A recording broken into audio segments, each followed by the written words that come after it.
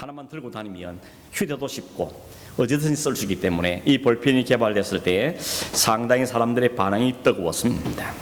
지금까지 볼펜이 얼마나 팔렸는가 보니까 약 한 100개국에 팔린 숫자만 해도 약 43억 개가 팔렸다 그럽니다.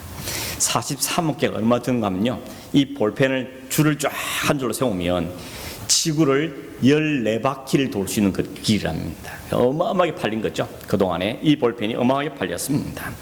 이 볼펜을 처음 개발했을 때 이 사장님의 목표가 자기가 50억 개를 목표했답니다. 꿈도 컸죠. 그때 50억 개를 팔겠다 했는데 43억 개가 팔렸으니까 아마 곧 이게 달성되지 않을까 그런 생각이 들어집니다. 이 원래 회사 이름이 광신화학이었습니다. 광신화학이었는데 워낙 볼펜이 잘 팔리니까 이게 이제 대표가 된 거죠. 그래서 이름도 주식회사 모나미 이렇게 바뀌었습니다. 그만큼 이름이 유명했죠. 이 송삼석이라는 분이 사장님인데 지금은 일선에서 물러나고 아들이 회사를 격리하고 있습니다.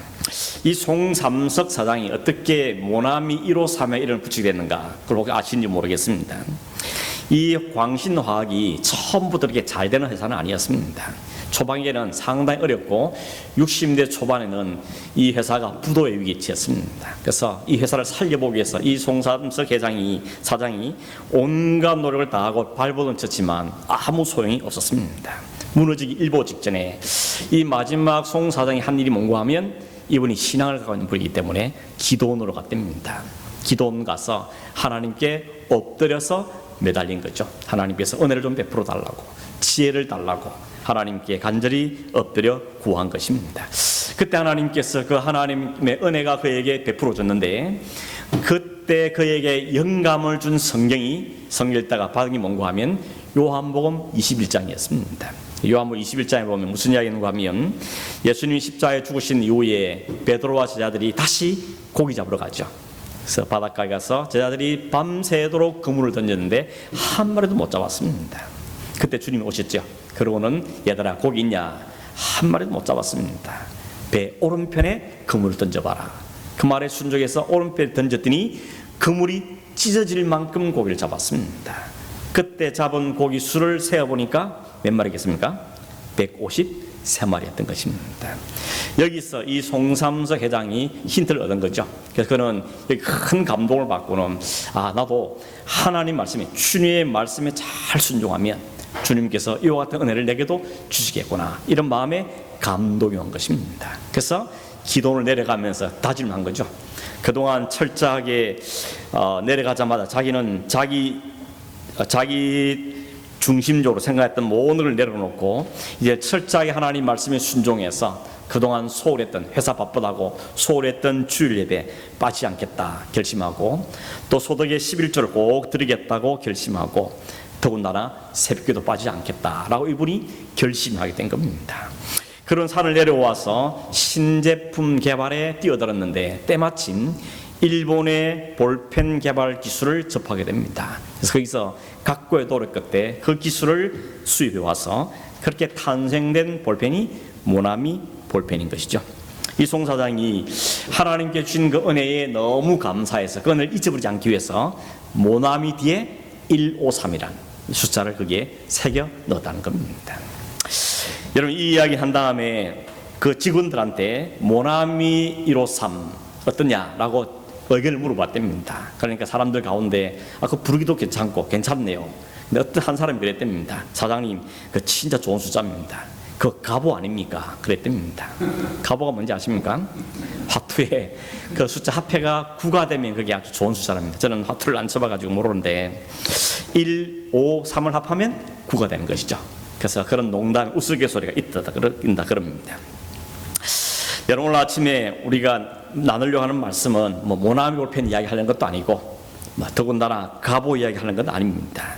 우리가 집중해서 보기를 원하는 것은 지금 이렇게 전 한국의 최고의 이 펜 기술에 앞장서가 있는 이 송삼석 사장의 인생에도 너무나 힘들었던 시기가 있었다는 것입니다. 그에게도 도저히 회사를 살릴 수도 같던 도산의 위기에 처해서 비틀거리는 순간이 있었다는 것입니다. 이렇게 그의 인생에 닥친 위기를 가르는 성경은 흉년이다 이렇게 표현하는 것이죠. 그 흉년은 인생에 예기치 않았던 그 순간에 닥쳤던 그 흉년을 우리가 이 송사장은 경제적인 흉년인 것이죠. 우리가 이 룻기서를 살펴보면 보는 이 룻기서는 흉년의 이야기를 백그라운드로 시작을 하고 있습니다. 오늘 성경 1절에 보시면 사사들의 치리하던 때에 그 땅에 흉년이 들었다. 이 룻기서의 흉년이 시작될 때가 언젠가 하면 사사시대였다고 배경을 이야기하고 있습니다.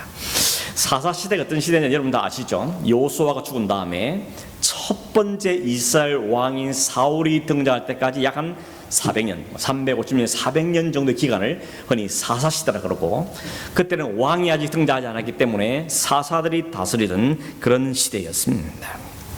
그 시대에 일어난 이야기라는 것이죠.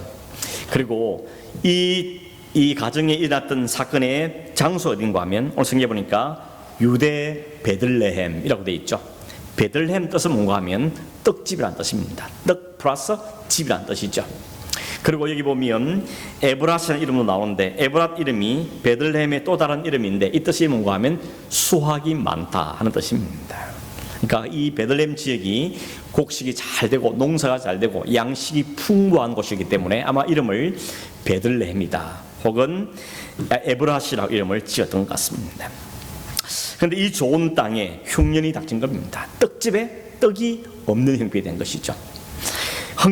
이 풍요로운 삶에 예기치 않았던 먹구름이 몰려온 것입니다. 사실 지금 이스라엘 형편은 그렇지 않아도 힘든 상태입니다. 왜냐하면 지금 이스라엘은 곁에 있던 미디안 사람들이 쳐들어와서 이 이스라엘을 7년 동안이나 압제했습니다. 그래서 씨를 뿌려놓으면 와서 짓밟아버리고 수확을 해놓으면 다 뺏어가버리고 그래서 숨어서 타작을 해야 되는 이런 어려운 형편에 처했는 것이 당시 이스라엘 사람들의 형편이었던 것입니다. 그런데 거기다가 설상가상으로 엎친 데 겹친 격으로 흉년까지 들었다는 것입니다. 여기 말하는 흉년은 먹을 것이 없는 양식의 흉년을 의미하는 것이지만 우리의 인생에는 양식의 흉년만이 아니라 경제적인 흉년, 건강의 흉년, 관계의 흉년, 혹은 신앙의 훈련 등 여러 가지 이런 흉년들을 만날 수 있게 되는 것입니다. 여러분 처음부터 우리가 가난하게 살면 그래도 잘 버팁니다. 그런데 부족함이 없이 풍족하게 살던 사람이 갑자기 이런 흉년을 만나면 그 타격은 훨씬 더 크게 다가오는 것입니다. 아마 여러분에게도 그런 힘든 시절이 아마 있었을 겁니다. 지금 우리가 사실 그런 힘든 기간을 거치고 있죠. 예기치 않았던, 생각지 않았던 그냥 저 한 나라에 시작된 그 조그마한 바이러스 하나가 온 세계를 집어삼키고 온 세계가 패닉 상태에 빠진 것입니다. 다들 정상적인 생활을 할 수 없을 만큼 큰 고통과 어려움 가운데 처하게 된 것이죠. 지금 이 이스라엘의 상태도 그랬던 것입니다. 예기치 않았던 떡이 많았던 그 떡집에 떡이 떨어져 버리는 당황스러운 일을 경험하게 된 것입니다. 사람들마다 이를 어떻게 해야 되나, 어떻게 이 낭을 헤쳐나갈 것인가 고민들이 많았을 겁니다. 그 많은 사람들 가운데 오늘 성경은 한 가정, 엘리멜렉과 나오비라는 이 한 가정을 통하여서 이 인생의 흉년이 들었을 때 어떤 자세로 이를 대처해 나가는가 하는 점들을 우리에게 오늘 교훈해주고 있는 것입니다. 몇 가지를 생각해 보겠는데 그 첫 번째는 유대 베들레헴에 찾아온 그 흉년의 원인이 뭔가 하는 것입니다. 성경에 여러분 흉년은 주로 한 세 가지 정도의 경우가 있습니다. 첫 번째는 하나님의 교육수단입니다. 하나님이 교육시키기 위해서 깨닫게 하기 위해서 흉년을 주시기도 한다는 겁니다. 그 대표적인 예를 든다면 누가복음 15장에는 탕자의 비유를 예로 들 수 있겠습니다. 그 탕자가 그랬죠. 내가 아버지 품을 떠나서 내 마음대로 한번 살아보겠다. 내 꿈을 펼치면서 살아보겠다라고 아버지 집을 떠났지만 그러나 모든 자를 다 허비했고 돈 있을 때는 그렇게 많던 친구도 다 떠나갔습니다. 근데 설상가상으로 그 땅에 흉년이 들었다라고 말합니다. 흉년이 드니까 다 이렇습니다. 아무것도 살 길이 없어요. 막막했습니다. 돼지가 먹는 열매 먹으려고 해도 그 열매마저도 구하기 어려워서 고통당하는 어려움이 찾아온 것입니다. 그 흉년이 왔을 때 이 탕자는 결국 아버지를 생각하게 되죠. 아버지 집이 있는데, 아버지가 있는데 생각하고 그 아버지 집으로 돌아가게 되어지는 것입니다. 이 일을 통해서 뭘 교육시켜 준 겁니까? 아버지 품 안에 있을 때가 안전하다는 것입니다. 하나님을 떠난 인생이 겪어야 될 고초가 얼마나 큰지를 이 한 예를 통해서 우리에게 교육해주고 있는 것입니다. 이런 의미에서 이 흉년은 하나님의 교육이다라고 말할 수 있는 것이죠. 또 하나는 때로 성경에는 이 흉년이 하나님의 테스트인 경우가 있습니다. 하나님께서 여러 경우를 통하여서 우리 인생에 찾아오신 그 흉년을 우리의 신앙을 테스트하는 경우로 사용하는 것을 종종 성경에서 보게 되는 것입니다. 얼마나 하나님을 의지하는지, 이때 얼마나 하나님을 신뢰하는지, 그 신앙의 진실성을 확인하고 더욱 신앙을 견고하기 위해서 흉년을 허락하시도 한다는 것입니다. 이 흉년은 망하게 하는 게 아닙니다. 하나님 하시는 그 훈련은 이 훈련을 통과하게 만들어서 신앙을 업그레이드하기 위해서, 성장하기 위해서 하시는 하나님의 테스트라는 것입니다. 여러분, 사탄이 주는 시험은 뭐였습니까? 신앙인들 끌어내리는 겁니다. 하나님과 관계를 다 차단시키고 신앙을 떨어지게 만드는 사탄이 주는 시험이라면, 하나님이 주시는 테스트는 그걸 통과하게 만듦으로 우리를 더 견고하게 단단한 신앙으로 자라가는데 목적이 있는 것입니다. 성경에 보면 아브라함도 이삭도 야곱도 다 흉년을 겪어갔죠. 그 흉년은 그들을 망하게 한 것이 아니고 그걸 통하여서 하나님 더 배우게 하고 하나님 더 알게 하며 하나님 앞에 더 믿음의 삶으로 자라가는 과정들을 보게 되는 것이죠. 그래서 이 흉년은 하나님의 테스트라 볼 수 있는 것입니다. 또 하나의 흉년은 뭔가 하면 하나님의 징계의 수단입니다. 오늘 이 6기에 등장하는 이 흉년은 하나님의 징계의 수단이라고 볼 수 있습니다. 지금 좀 전 말씀드린 것처럼 유대인들은 미디안 사람들 때문에 큰 고통을 당하고 있습니다. 그 고통을 당하는데 이유가 있습니다. 그냥 온 게 아닙니다. 이유는 뭔가 하면 하나님의 말씀을 업신여기기 때문에 그렇습니다. 하나님 말씀을 무시했다는 것이죠. 여러분, 인간이 하나님을 업신여긴다, 이 말도 안 되는 이야기죠. 어떻게 감히 인간이, 이 피조물인 인간이 창조주 하나님을 업신여길 수 있겠습니까? 이런 말이 안 되는 이야기인 것입니다. 그런데도 실제는 인간들이 하나님을 업신여기는 행동들을 하고 있다는 것입니다. 뭐가 하나님을 업신여기는 겁니까? 사사시대를 예를 들면 이런 거죠. 여러분, 사사시대가 어떤 시대인지를 잘 설명해 주는 것이 사사기 17장 6절과 21장 25절입니다. 똑같은 내용이 기록되어 있는데 그 읽어보면 이렇게 되어 있죠. 그때에 이스라엘의 왕이 없으므로 사람이 각기 자기의 소견에 오른 대로 행하였더라.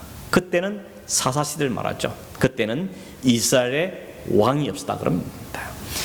옛날에 왕은 법이고 기준이고 원칙입니다. 그러므로 이스라엘 왕이 없단 말은 원칙이 없단 말이죠.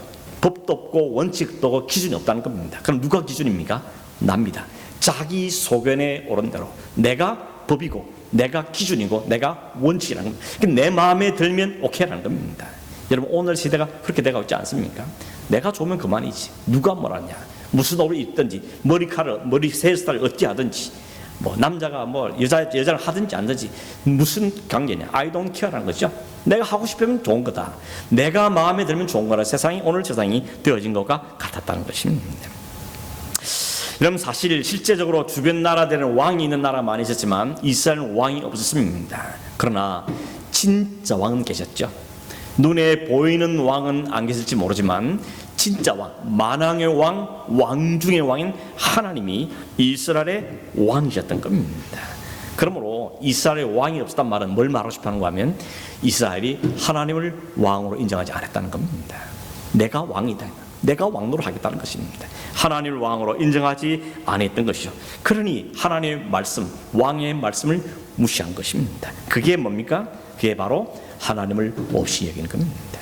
여러분, 하나님은 하나님을 업신여긴 자들을 굉장히 질투하십니다.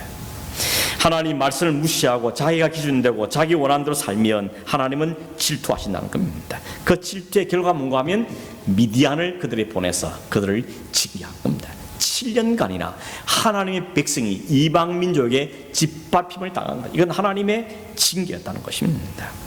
그래도 정신을 못 차리니까 그 땅에 하나님이 흉년까지 그 땅에 허락하신 것이었습니다. 그럼 오늘 본문에 등장하는 이 흉년은 하나님을 저버리고 제각기 제 마음대로 살겠다 고집하는 이스라엘 백성을 향한 하나님의 가슴 아픈 징계의 채찍이라고 말할 수가 있는 것입니다. 오늘 여러분 이 말씀 앞에 우리는 우리에게 예기치 않는 흉년이 찾아올 때 내게 찾는 이 흉년의 원인이 뭘까 곰곰이 생각해 봐야 됩니다. 하나님의 교육의 수단인가? 아니면 하나님이 나를 테스트해서 업그레이드하기 위한 것인가? 아니면 하나님의 징계 수단을 주신 것인가? 이걸 신중하게 생각해야 되는 것이죠. 생각할 때 여러분 정직해야 됩니다. 그리고 솔직해야 됩니다. 냉정해야 되는 것이죠. 그래서 이게 어디서 왔는가, 왜 왔는가를 정확하게 분별할 수 있는 분별력이 우리에게 필요한 것입니다. 오늘 성경에 보면 엘리멜의 가정은 그들 앞에 닥친 흉년에 대해서 어떻게 반응합니까? 흉년에 대한 반응은 주로 세 가지가 있습니다. 첫째는 부인하는 겁니다. 그런 거 없어. 내 인생에 그런 일이 있어. 그냥 우연이야. 이거 우연이 된 거야. 라고 부인하는 것입니다. 두 번째는 뭔가 하면 그 흉년의 정면으로 직면하는 것입니다.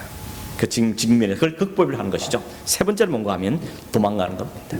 이 흉년을 피하기 위해서 도망가는 것입니다. 오늘 엘리멜의 가정은 세 번째 방법을 선택합니다. 그래서 오늘 1절에 그랬죠. 그의 아내와 두 아들을 데리고 흉년을 피해 모압 지방에 가서 거주하였다 그럽니다. 모압 지방으로 흉년을 피해서 도망간 것입니다. 근데 여러분 문제는 뭔가 하면 이 땅, 이 모압으로 갔다는 것이 문제입니다. 왜냐하면 서울서 잠깐 시골 갔다 오겠다 이런 거 다릅니다. 시드니에 잠깐 시골 갔다 오겠다 그런 건 의미가 완전히 다릅니다. 이 모압이란 땅은 이방 땅입니다. 더군다나 하나님이 가장 싫어했던 민족 중에 하나가 모압입니다. 그래서 신명기 23장에 보면 모압 사람들은 여호와의 총회에 들어오지 못하게 하라는 것입니다. 그리고 그들에게는 딸도 주지 말고 아들도 주지 말라는 것이 하나님의 명령입니다. 이 땅에서 이들은 반드시 없어야 될 민족이라고 하나님 분명하게 말씀하시는 민족이 모압입니다. 그런데 엘리멜렉은 그쪽으로 가기를 선택한 것입니다. 거기로 도망간 겁니다. 이유가 뭐겠습니까? 거기 가면 살 수 있을 것 같으니까, 거기는 곡식이지 않을까 하는 기대감을 갖고 간 것입니다. 여러분 사람들은 되게 어려움에 처해지면 참 약해지는 겁니다. 그렇게 자신 있게 살던 사람도 기가 팍 죽습니다. 건강 하나만큼은 자신 있다고 큰소리 던 분들이 건강에 어려움을 당하면 차한없이 작아지는 것입니다. 더군다나 바른 결단을 하기가 어려워질 수 있습니다. 너무 몰리니까, 궁지에 몰리니까 바른 판단력을 잃어버린 것입니다. 상황이 흔들리게 되는 것이죠. 평소 같으면 그렇게 할 사람이 아닌데, 평소 같으면 그런 결정을 낼 사람이 아닌데 상황이 너무 어렵고 궁지에 몰리니까 그런 행동을 하게 되고 그런 유혹에 넘어가고 그런 어려움에 빠지는 인간의 연약한 모습을 보게 되는 것입니다. 사실 이런 모습을 우리가 비난하기 쉽지 않습니다.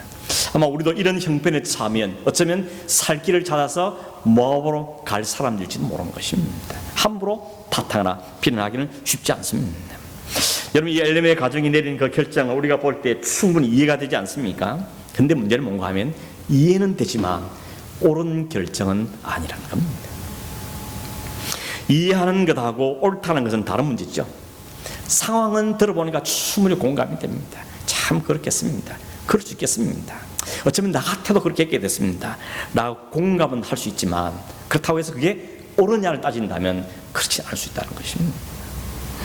하나님의 백성으로 취할 태도는 아니었다는 것을 보게 되는 것입니다. 여러분 이들이 믿음이 없으니 그랬다 말할 수 있겠습니까? 아닙니다. 왜냐하면 이들의 이름을 보면 이들은 신앙의 가정이라는 것을 충분히 짐작할 수 있습니다. 엘리멜렉의 뜻이 뭡니까? 나의 하나님이 왕이십니다. 이런 뜻입니다.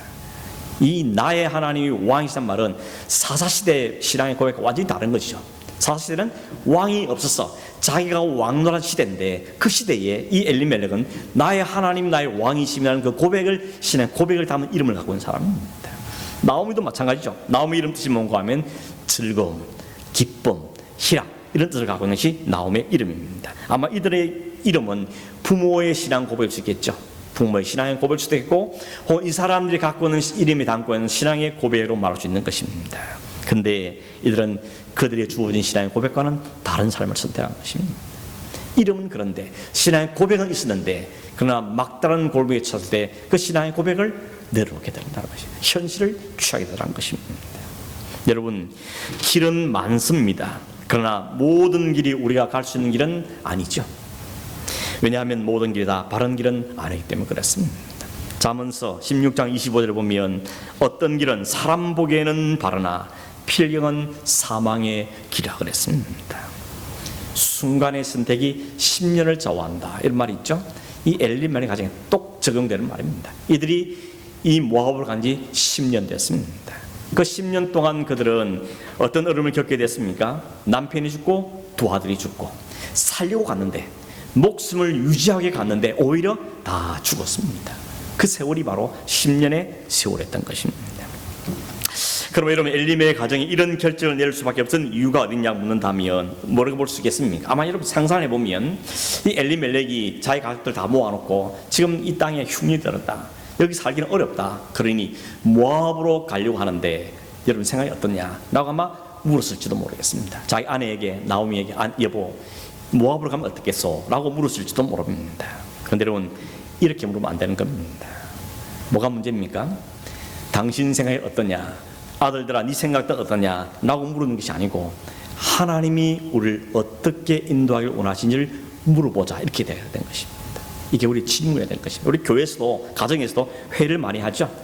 회의라는 것은 필요한 겁니다. 서로 머리를 맞대고 무엇이 중요한 것인지, 뭐가 다른지를 서로 의논하는 것은 중요합니다. 그런데 원칙이 하나 있습니다. 어떻게 결정하는 것이 하나님이 기뻐하신 일일까 하는데 초점이 맞춰야 되는 겁니다. 여기 실패하니까 그게 실패하는 겁니다. 내 생각, 내 주장, 내 경험, 내 지식, 이걸 갖고 결정하려고 하니까 실패하는 겁니다. 그게 아니고 내 생각, 내 과정 다 있다 할지라도 우리의 주신 성령의 인도를 받아서 뭐가 하나님의 뜻일까, 어떻게 하는 것이 하나님의 뜻이 맞는 것일까 하는 쪽으로 의견을 모아야, 그 포커스를 맞추어야 그게 바른 결정들이 나오게 되는 것입니다. 이런 점 우리는 많이 실패하는 겁니다. 특별히 위기 때일수록 우리는 잠잠히 하나님의 뜻에 집중해야 됩니다. 그렇지 않고 환경만 쳐다보고 내 경험을 돌아보고 다른 방법을 쳐다보면 우리 엘리멜렉 가정이 보여준 것처럼 잘못된 결정을 하거나 실패할 가능성이 많은 것입니다. 오늘 처음 말씀드린 것처럼 눈앞에 닥친 도산의 위기 앞에 잠잠히 하나님께 엎드렸던 송삼석 사장의 모습을 우리는 기회가 되는 것입니다. 하나님 앞에 나갔습니다. 다 일단 놔두고 하나님 앞에 나가서 그 앞에 납작 엎드려서 하나님 지혜를 주십시오. 하나님 이 위기를 돌파할 수 있는 나에게 은혜를 주십시오. 하나님의 긍휼을 구합니다 라고 하나님께 엎드렸을 때 하나님 그 마음에 말씀을 주시죠. 말씀을 통하여서 지혜를 얻게 되는 것입니다. 이게 하나님이 하시는 방법인 것입니다. 그러므로 오늘 우리는 어떤 형편에 차든지 먼저 하나님 앞에 엎드리는 게 필요합니다. 하나님은 하나님 앞에 엎어지는 사람을 결단코 외면하지 않습니다. 하나님 앞에 엎드리는 그 자를 하나님 그를 사랑하시고 그에게 은혜를 허락해 주시는 것입니다. 다시 본문으로 돌아가서 만약에 엘리멜렉 가정이 그들 앞에 닥친 그 흉년 앞에서 그 중요한 순간에 우리가 어떻게 하는 것이 하나님의 뜻에 맞는 것일까, 하나님 우리에게 왜 이런 흉년을 주신 것일까, 어떻게 치사하면 좋을까 라고 접근했다면 얼마나 좋았을까 하는 생각을 갖게 되는 것입니다. 물론 여러분 쉽지 않겠죠. 어떻게 쉽겠습니까? 당장 급한데, 당장 죽게 살게 됐는데, 당장 급하게 어려운데, 입에 붙이려 하기도 힘든데, 그렇게 생각하면서 그들은 모압으로 가기로 결정한 것입니다. 쉽지 않은 결정이죠. 그러나 여러분, 우리가 다시 한번 기회가 될 것은 그럴수록 기도하고, 그럴수록 더 고민하고, 그럴수록 더 하나님 앞에 엎드려야 한다는 것입니다. 충분히 이해가죠. 우선 살고 봐야지 뭔 소리냐, 충분히 이해할 수 있습니다. 그러나 여러분, 그러면 그것 때문에 잘못된 결정을 이끌 수 있다는 사실을 우리는 기억해야 되는 것입니다. 근데 여러분, 기억할 것은 뭔가 하면 흉년이 닥쳤을 때 그를 적용하는 쉽지 않습니다. 그래서 평소에 훈련이 필요한 겁니다. 여러분 군대 갔다 오신 걸 알지 않습니까? 평소에 왜 이렇게 훈련을 많이 시킵니까? 전쟁 아직 일어나지 않는데 왜 이렇게 사격을 시키고 왜 온갖 훈련을 시킵니까? 전쟁이 터지면 자연스럽게 적용되게 하는 것이죠. 전쟁 벌어졌는데 그때 교육시키면 이미 넣는 것입니다. 평소에 훈련된 것이 실제에서 드러나게 되는 것입니다. 운전하시면 그게 맞죠. 여러분 운전할 때 처음에 운전학원에 배웠던 걸 막 기억하면 운전하는 분 있습니까? 자동적으로 가는 거죠. 발이 자동적으로 브레이크에 가고 자동적으로 핸들이 꺾이고 하는 것입니다. 이게 평소에 습득되어 있는, 평소에 훈련되어 있는 결과로 나타낸다는 것입니다. 여러분 우리가 평소에 신앙생활을 잘 해가야 결국 위기 때도 그 신앙이 나오게 되는 겁니다. 위기 때 오면 잘하지, 그런 법은 없습니다. 그래서 여러분 평소의 신앙의 훈련을 강조하고 있는 것이죠. 오늘 성경의 도피의 결과는 뭡니까? 엘리멜렉 가정이 베들레헴에서 모압까지 갔습니다. 약 80km입니다. 80km를 갔는데 처음부터 그들이 그 모압 땅에 가서 살겠다고 한 건 아니죠. 1절에 보면 그들이 모압 지방에 가서 거류하였다 그러죠. 이 거류하였단 말은 텐트를 치다는 겁니다. 그러니까 텐트를 치다는 겁니다. 말은 무슨 가면 벽돌로 집을 지은 게 아니고 임시 텐트를 쳐놓고 이 상황만 끝나면 다시 텐트를 걷겠다는 겁니다. 그게 거류한다는 말의 뜻입니다. 근데 여러분, 잠시 동안 이 위기만 지나면 다시 오겠다고 갔지만 그게 10년이 되어버렸습니다. 10년의 세월을 보낸 것이죠. 잠깐 소나기만 피하고 가자 했는데 그게 10년의 세월을 살게 된 것입니다. 그 10년 동안 무슨 일이 벌어졌습니까? 성경에 보니까 죽음의 고통이 그 가정을 지배하게 된 것입니다. 아버지가 먼저 죽었죠. 부인과 두 아들만 남았습니다. 두 아들 거기서 나이가 됐기 때문에 결혼을 시켰는데 두 아들마저 죽었습니다. 그래서 그 가정에 남은 것은 3명의 여자만 남게 된 것입니다. 그 두 아들 이름이 참 재밌죠. 첫째 아들은 말론이고 둘째 아들 이름은 기론인데, 말론의 뜻은 질병이라는 뜻이고 기론이라는 뜻은 상실한다, 잃어버린다는 뜻입니다. 이름대로 된 거죠. 실제 이 가정의 10년의 세월은 질병과 질고와 상실의 세월이 된 것이죠. 얻으려고 하는데 다 잃었습니다. 복을 받으려 하는데 오히려 그 가정에 더 큰 환난이 닥쳐온 것입니다. 나오미의 이름 뜻이 기쁨과 즐거움이라고 했는데 그 10년의 세월은 결코 기쁨과 즐거움의 세월이 아니었던 것입니다. 나중에 이런 나오미가 다시 고향 돌아갔을 때 사람들이 저 사람 나오미 아니냐라고 말했을 때 나오미 이러죠. 나를 더 이상 나오미라 부르지 마십시오. 나를 마라라고 불러주십시오 그랬습니다. 마라 뜻은 쓰다는 뜻이죠. 고통, 쓰다는 뜻입니다. 내 인생은 쓴 인생이라고. 난 더 이상 기쁨과 희락의 인생이 아니고 내 인생은 고통과 쓰라림의 인생이라고 그런 고백을 보게 되는 것입니다. 그것이 그 흉년을 피해서 잘못된 결정을 내리며 모압으로 도피했던 결과로 주어진 것이 바로 이러한 결과인 것입니다. 그러면 우리 어떻게 해야 됩니까? 이미 모압에 가버렸습니다. 10년의 세월이 지나버렸습니다. 쏟아진 물을 담을 수도 없습니다. 이제 더 이상 길이 없는가? 그렇지 않죠. 희망이 없는 게 아닙니다. 여러분, 룻기서는 4장으로 되어 있는데 1장의 이야기가 이제 이 절망으로 시작되고 있죠. 절망으로 시작됐지만 4장에 보면 희망으로 끝나게 되는 것입니다. 절망이 끝이 아니고 오히려 시작이었다는 것이죠. 룻기 1장에서는 죽음과 상실로 시작되지만 4장에 가보면 회복과 축복으로 끝나고 있습니다. 말 그대로 해피 엔딩이죠. 어떻게 그게 가능했습니까? 그 비결이 뭐냐? 그것이 2장, 3장, 4장에 있는 이야기들인 것입니다.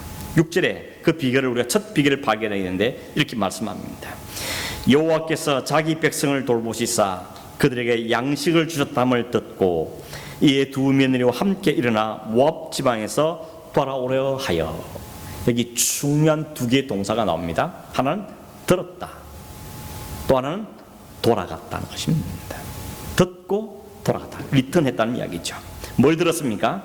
하나님께서 이스라엘 나라에 그 유대 땅 베들레헴에 은혜를 베푸셨다는 소식을 들었다는 것입니다. 하나님의 은혜가 그에게 주었다는 그 소식, 그 은혜가 유대 땅 베들레헴에 있다는 소식을 듣게 된 것입니다. 그 소식을 듣고는 돌아갑니다. 어디로 돌아가죠? 고향으로. 그 고향은 옛날에 살던 곳, 그것의 의미가 아니고 어떤 의미죠? 하나님의 은혜가 있다는 곳, 하나님의 은혜가 있는 곳, 그곳으로 그들은 돌아갔다는 것입니다. 왜냐하면 하나님의 은혜와 멀리 떨어져 왔습니다. 80km를 떨어와 버렸습니다. 지금 우리가 사는 데는 80km는 멀지 않은지 모르지만 이 당시에 80km면 굉장한 거리입니다. 다시 돌아가기 쉽지 않은 거리였습니다. 그러나 이 가정은 돌아가게 되는 것입니다. 10년의 세월을 보내면서 남편과 두 아들 잃어버리고 과부 셋만 남은 이 나오미의 집이 절망으로 끝나지 않고 다시나 회복할 수 있는 것은 그들이 여호와의 은혜가 있는 곳으로 갔다는 겁니다. 거기서 또 문제는 풀리는 것이죠. 신말에 거기에 풀리게 되는 것입니다. 룻기를 계속 읽어보면 하나님의 은혜가 있는 그 이스라엘 베들레헴 땅으로 돌아가는 그 나오미와 그 룻을 위해서 하나님께서는 참 기가 막힌 방법으로 준비하고 계셨습니다. 그 사람이 바로 보아스라는 사람이 있죠. 하나님 보아스라는 사람을 딱 준비해놓고 그를 통하여서 회복과 축복의 역사, 하나님의 구원의 약속을 이 과정을 통해서 이루어가는 스토리가 바로 이 룻기의 스토리 내용인 것입니다. 사랑하는 성도 여러분, 중요한 것은 하나님의 은혜가 있는 곳에 머무는 것입니다. 하나님의 은혜가 도대체 어디 있냐, 하나님의 은혜가 있는 곳이 어디냐, 이걸 잘 살펴보고 거기에 있는 게 회복과 축복의 길이라는 것입니다. 거기에 삶이 있고 거기에 풍성함이 있고 거기에 소망이 있게 되는 것이죠. 그 은혜의 자리를 떠나지 않는 게 사실은 복이라는 것입니다. 물론요, 현실적으로 우리의 미련함과 어리석음과 그 초급함 때문에 은혜의 자리를 떠날 때가 종종 있죠. 그러나 중요한 건 그때라도 하나님이 깨워주실 때에 하나님 은혜가 있는 걸 다시 돌아가는 게 중요한 것입니다. 내가 떠나와 있구나, 내가 멀리 와 있구나, 하나님 은혜로 다시 가야 되겠구나 하는 걸 깨닫는 게 중요합니다. 탕자가 다 읽고 나서라도 아버지를 생각하고 아버지가 있는 집으로 다시 돌아갔을 때 그때부터 회복이 시작되는 겁니다. 오히려 더 많은 복을 그 과정에서 아버지 안에서 누리게 되어지는 것이죠. 여러분, 은혜의 자리가 어디입니까? 오늘 본문에서는 베들레헴이죠. 유대 땅 베들레헴이 은혜의 장소입니다. 그들이 떠나온 땅, 흉년을 피해서 도망쳐놓은 그 땅, 그런데 그곳이 바로 하나님의 은혜가 있는 땅이었다는 것입니다. 그들이 그 땅을 떠날 때 흉년이 들었을 때 여기는 이제 은혜가 없구나 생각하고는 떠났을지 모릅니다. 그런데 하나님의 은혜는 거기에 여전히 계셨던 겁니다. 그러면 그곳에 있었어야 했는데, 그거에 여전히 머물렀어야 되는데 그들은 10년의 세월을 돌아서 다시 그 은혜자로 가게 된 것입니다.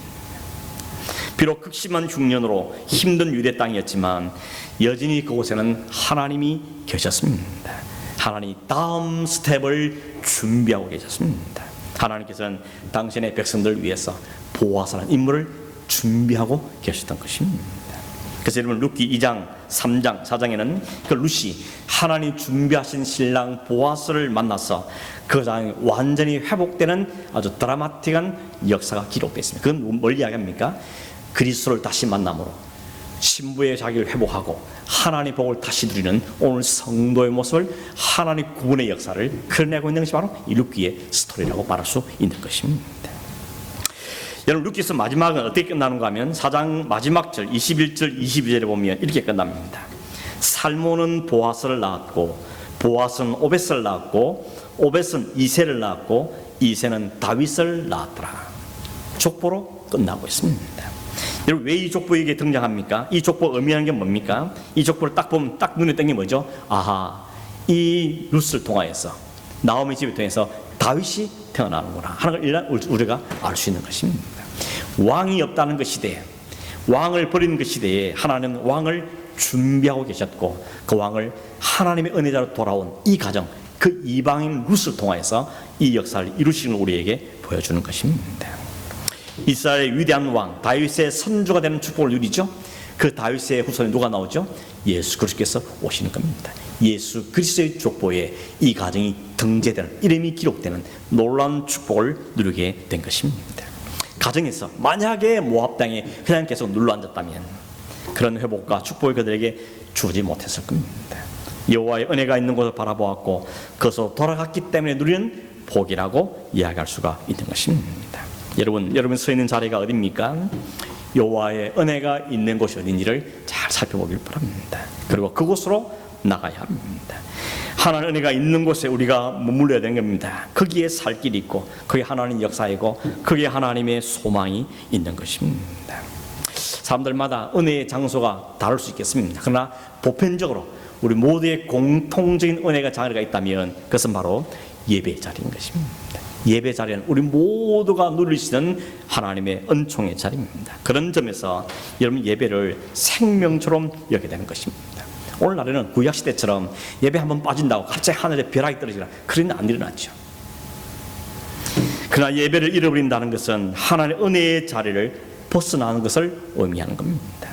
예배를 떠나서는 승리할 수가 없습니다. 거기는 탈선과 영적인 비틀거림이 있을 수밖에 없는 것이죠. 마치 이런 물고기가 물을 떠나서는 살 수 없는 것처럼 성도는 예배를 떠나서는 승리의 삶을 살 수가 없는 것입니다. 오래 살다 보면 오늘처럼 이렇게 예배드리기 어려운 형편을 만날 수도 있습니다. 그래도 너무 감사한 것은 이렇게 영상으로도 하나님께 예배하는 은혜 주셨다는 사실은 우리 얼마나 놀라운 축복인지 모릅니다. 여러분 무엇보다도 예배의 삶을 사시는 저와 여러분 되기를 간절히 바랍니다. 그러나 혹 예배를 소홀히 문 계시다면 이런 길을 통해서 예배가 얼마나 소중한 것인가, 이 은혜의 자리가 얼마나 우리에게 소중한지를 다시 한번 분명히 깨닫게 되고 예배하는 삶으로 돌이키는 은혜이길 바라고, 그래서 회복을 누리고 하나님 예비하신 놀라운 은혜의 축복을 누리는 그런 저와 여러분 되기를 간절히 바랍니다. 또 하나 있다면 말씀의 자리죠.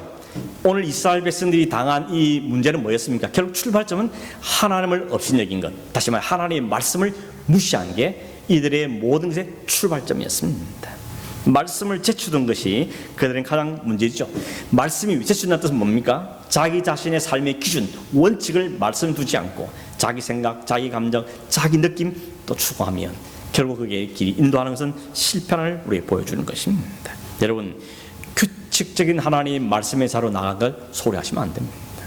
하루 빼먹는다고 큰 있을까 싶지 모르지만 말씀의 묵상이 우리의 삶의 가장 우선순위가 되어야 되는 겁니다. 막 그래서 딱 써놓으십시오. No Bible, no breakfast. 써놓고는 하나님의 말씀이 가장 우선순위, 밥보다도 생명만, 먹는 음식보다 소중하다는 이런 고백이 우리 있어야 되는 것입니다. 거기다 하나 더 붙이라면 기도의 자리인 것입니다.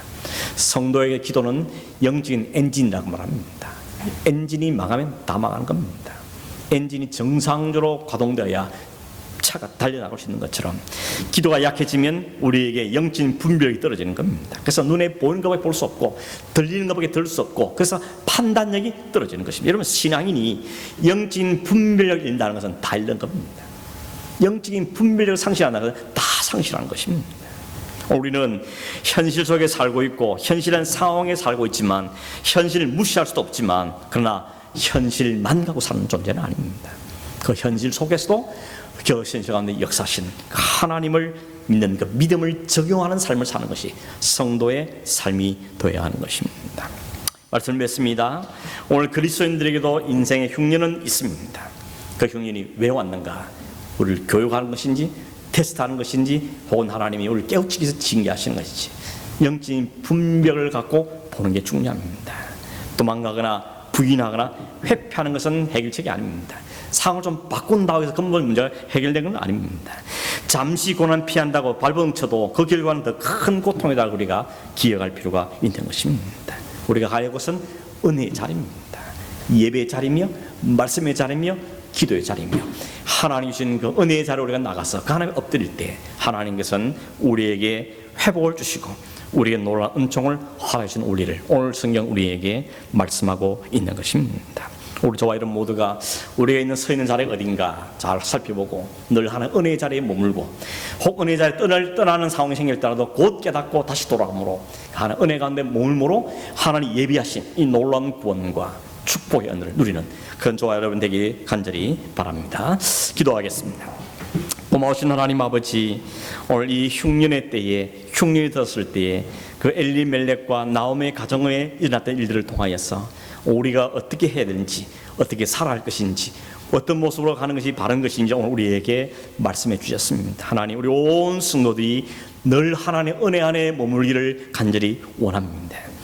여러 가지 닥치는 어려움과 현실적 문제 때문에 혹이라도 그 은혜의 자리를 벗어난다 할지라도 주님 속히 돌이켜서 다시 하나님 관계를 회복하고 하나님 허락하신 구원의 은총을 누리며 우리 안에 하신 그 예수 그리스도로 주어지는 그 놀라운 구원의 은총 가운데 감사하며 살며 우리 현실의 문제들도 동일하게 해결되는 은혜를 누리는 저들이 되도록 축복하여 주시옵소서. 이렇게 주님의 엎드릴 때마다 우리에게 복 주시고 오직 예수 그리스도를 바라보며 살아가는 성도들에게 하나님 큰 은혜를 부으시기를 간절히 원하옵고 믿음을 지키는 성도 되기를 도우시기를 원하오며 예수님의 이름으로 기도하옵나이다. 아멘.